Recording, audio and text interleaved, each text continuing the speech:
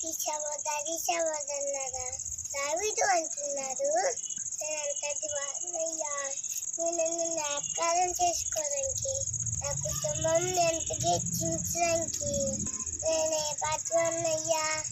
ఈ సహోదరులారా, ప్రజలందరూ దావీదు చేతిలో ఉన్నారు.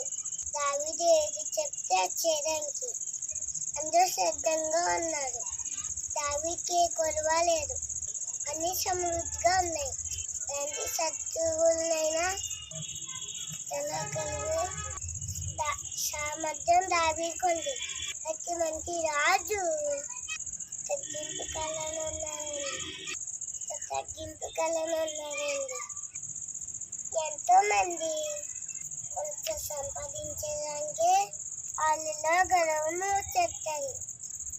చిన్న ఉద్యోగం వచ్చిన, చిన్న వ్యాపారం చేసిన దాన్ని చూసుకొని చూసిపోయి గర్వపడేవారు ఉన్నారు.